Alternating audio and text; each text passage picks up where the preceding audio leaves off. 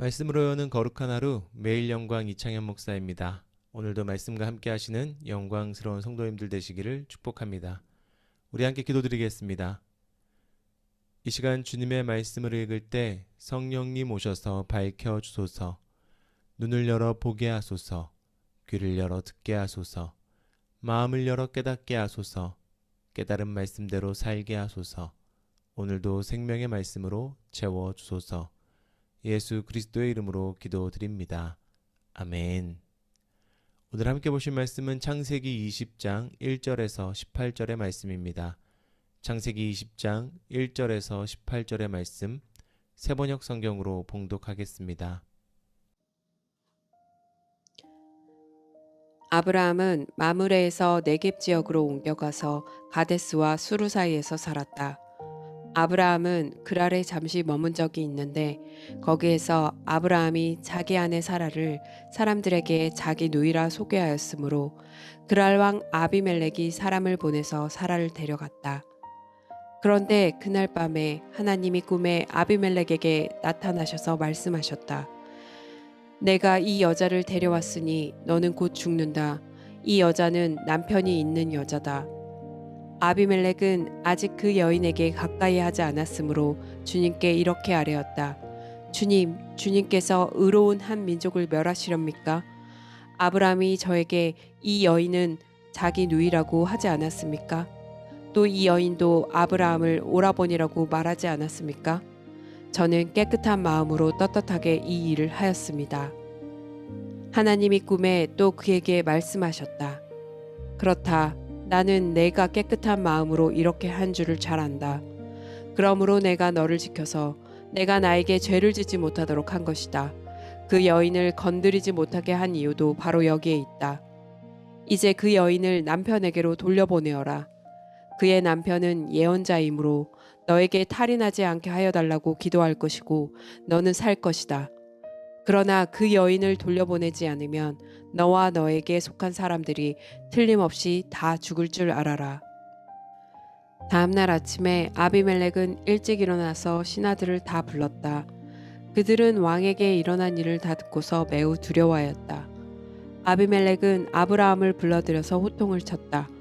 당신은 어찌하여 우리에게 이렇게 하였소? 내가 당신에게 무슨 잘못을 저질렀기에 나와 내 나라가 이 크나큰 죄에 빠질 뻔하게 하였느냐 말이오. 당신은 나에게 해서는 안 될 일을 한 거요. 아비멜렉이 또 아브라함에게 말하였다. 도대체 어째서 이런 일을 저지른단 말이오. 아브라함이 대답하였다. 이곳에서는 사람들이 아무도 하나님을 두려워하지 않으니까 나의 아내를 빼앗으려고 할 때에는 사람들이 나를 죽일 것이라고 생각하였습니다. 그러나 사실을 말씀드리면 나의 아내가 나의 누이라는 것이 틀린 말은 아닙니다. 아내는 나와는 어머니는 다르지만 아버지는 같은 이복 누이이기 때문입니다. 하나님이 나를 아버지 집에서 떠나서 여러 나라로 두루 다니게 하실 때에 내가 아내에게 부탁한 말이 있습니다.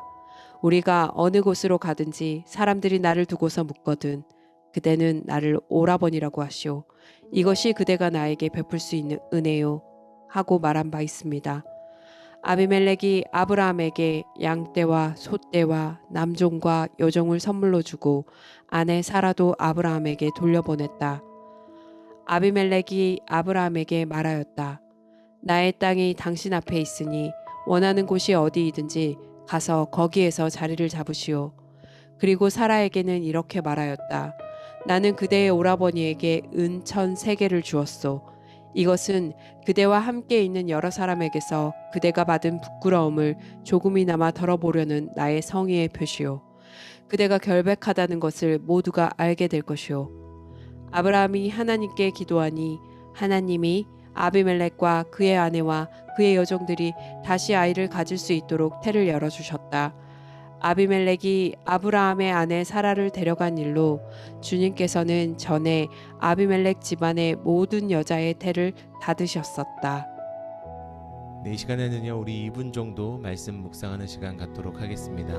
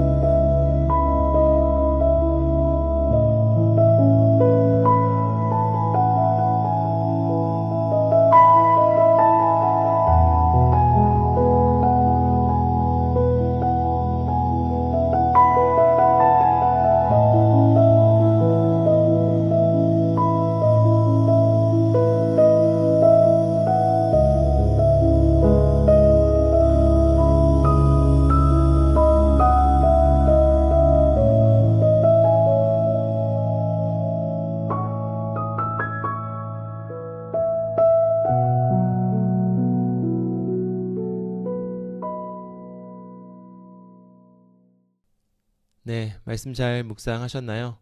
오늘 본문은 솔직히 좀 실망스러운 장면으로 시작하는 것 같습니다. 아브라함이 예전에 이집트에 내려갔을 때 했던 거짓말, 또 똑같이 반복하고 있기 때문에 그렇습니다. 아브라함은 이번에도 두려움 때문에 그랄 왕 멜기세덱에게 자기 아내 사라를 누이라고 속입니다. 하나님이 지금까지 지켜주시고 또 인도하셨는데도 불구하고 두려움이 사라지지 않은 겁니다. 하지만 그게 바로 우리들의 모습이기도 할 겁니다. 마치 성경은 이렇게 말하는 것 같습니다. 믿음의 조상 아브라함이라고 하여도 그도 두려움이 있고 죄를 반복하고 흔들릴 때가 있다는 것입니다. 성경은 이런 인간의 연약함을 감추거나 미화하지 않습니다. 오히려 오늘 말씀은 인간의 연약함 속에서도 빛나는 하나님의 은혜를 보여주려고 하는 것 같습니다. 7절입니다. 하나님께서 아비멜렉에게 말씀하시면서 아브라함에 대해서 이렇게 말씀하시는 구절이 나옵니다. 그의 남편은 예언자이므로 너에게 탈이 나지 않게 하여 달라고 기도할 것이고 너는 살 것이다. 사레의 남편 예언자라고 이야기합니다. 하나님께서는 아브라함을 향해 예언자라고 칭해 주시고 그의 기도를 통해서 그랄 땅에 복이 되게 하십니다. 아브라함의 믿음이 흔들리는 순간에도 하나님께서 그에게 주셨던 약속을 신실하게 이루시는 겁니다. 사랑하는 성도님들, 참 이해할 수 없는 장면입니다. 하지만 성경이 일관되게 말하는 것이기도 합니다.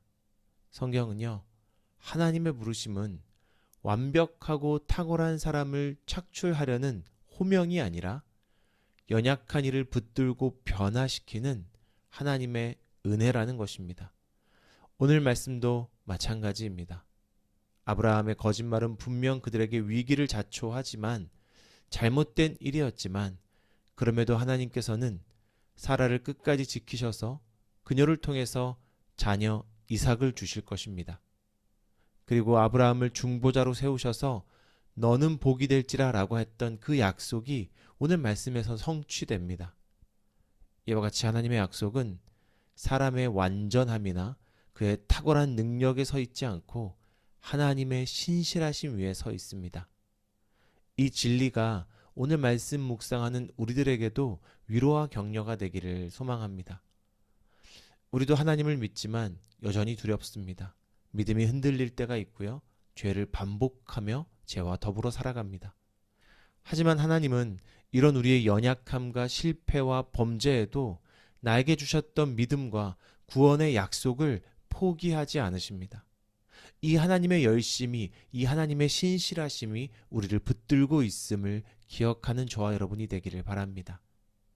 우리는 다만 이 은혜 아래에서 감사드리며 죄에 빠졌다고 주를 떠나버리는 것이 아니라 회개하며 끊임없이 주님께 돌아오는 겁니다.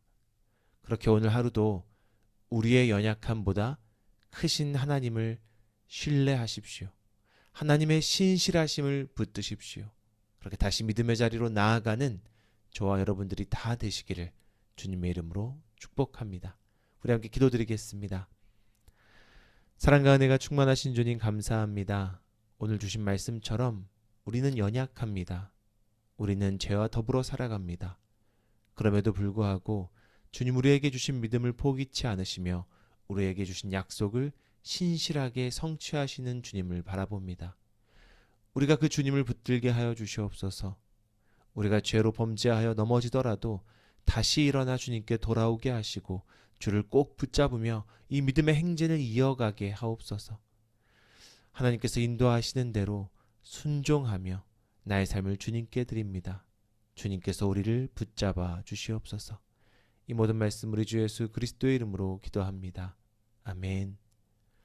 이렇게 우리 계속해서 오늘 간절한 기도 제목 가지고 기도하신 후에 오늘 말씀 묵상을 마치도록 하겠습니다.